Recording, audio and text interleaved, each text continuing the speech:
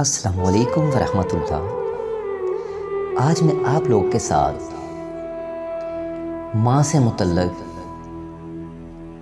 बहुत ही अनमोल और ख़ूबसूरत बातें करने जा रहा हूँ। ये ऐसी बातें हैं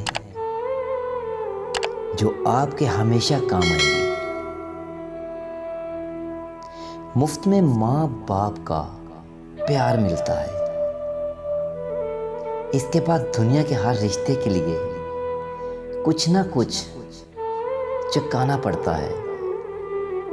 ये कहकर मैं फरिश्तों से जन्नत में चला जाऊंगा, मैं अपनी माँ के कदमों के निशान ढूंढ रहा हूँ। दुनिया में सबसे कमज़ोर औरत माँ होती है।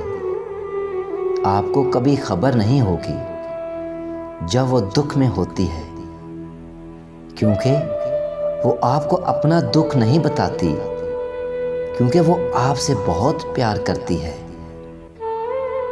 दुनिया की हर चीज़ से प्यारी मुझको मेरी माँ, कोई मेरे दुख को समझे ना समझे पर मैं समझती हूँ।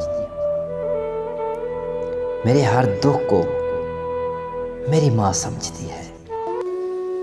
माँ की एक आदत खुदा से बहुत मिलती है, दोनों ही माफ़ कर देते हैं।